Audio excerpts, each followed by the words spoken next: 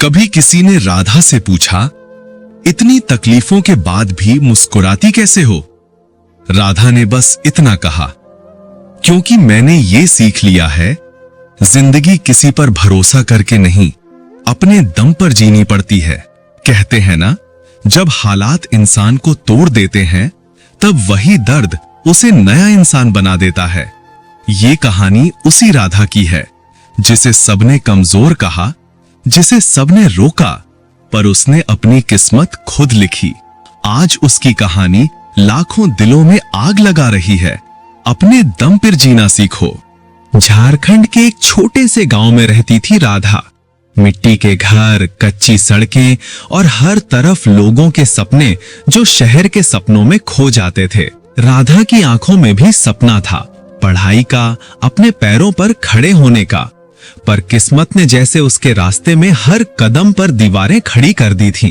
पिता खेती करते थे और कहते, लड़कियां घर संभालने के लिए होती हैं, जमाना बुरा है, ज्यादा पढ़ाई लिखाई का क्या फायदा। राधा चुप रहती, पर अंदर से हर दिन कुछ टूटता था। रात को जब सब सो जाते, वो पुराने किताबों के पन्ने पलटती, जहां हर शब्द उसे याद दिलाता, तू सिर्फ बेटी नहीं, तू एक सपना है।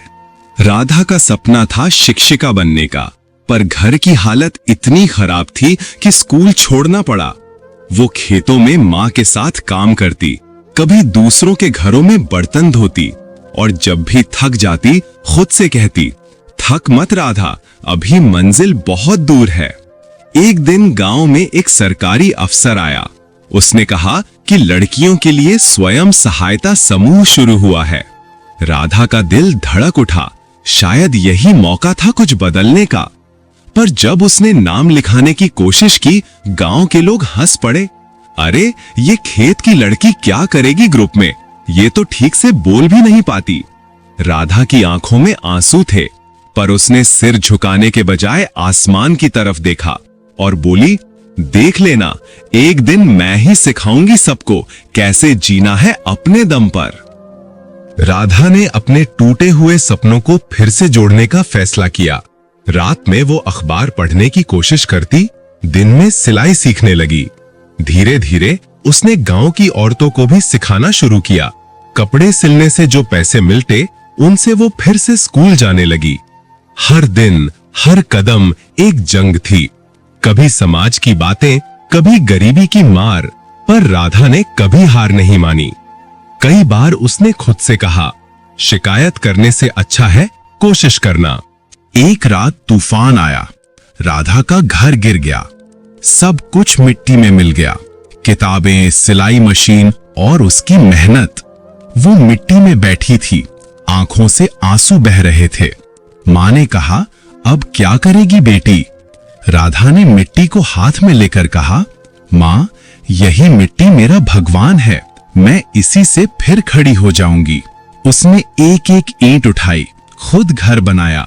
लोग कहते थे ये लड़की पागल है, पर किसी ने नहीं देखा कि उस लड़की के दिल में आग जल रही थी, किस्मत से लड़ने की आग। राधा ने फिर से सिलाई शुरू की। इस बार उसने दूसरों की भी मदद करनी शुरू की।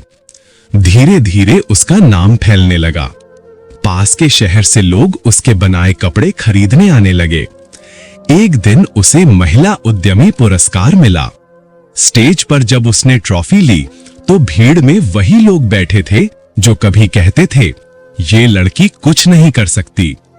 राधा ने माइक पकड़ा और कहा, मैंने भगवान से कभी अपनी किस्मत बदलने की प्रार्थना नहीं की, मैंने बस हिम्मत मांगी थी, ताकि मैं खुद अपनी किस्मत लिख सकूं।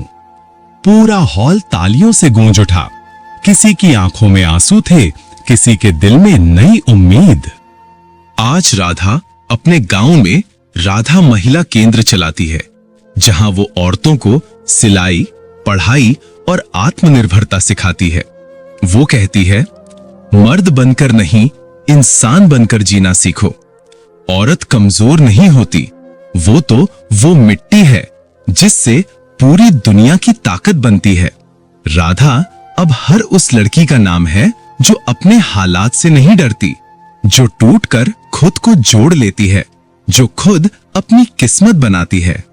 राधा अब भी हर सुबह सूरज उगते देखती है। वो कहती है, ये सूरज मुझे याद दिलाता है कि अंधेरा चाहे कितना भी गहरा क्यों ना हो, उजाला लौटकर जरूर आता है। वो मिट्टी का घर अब पक्का बन चुका है। माँ मुस्कुराती है और हर बच्ची उसे राधा दीदी कहकर पुकारती है।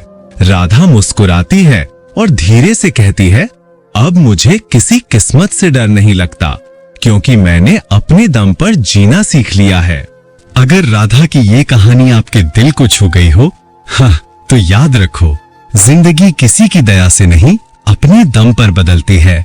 किस्मत वहीं झुकती है जहां हौसले बुलंद हों। ये कहानी थी सफलता की चिंगारी से, जहां हर कहानी में जलती है एक नई उम्मीद की लौ। अगर आप भी अपने दम पर जीना चाहते हैं तो इस वीडियो को लाइक करो, कमेंट में लिखो मुझे अपनी कहानी बदलनी है, और सब्सक्राइब करो, क्योंकि अब बारी तुम्हारी है चमकने की। धन्यवाद।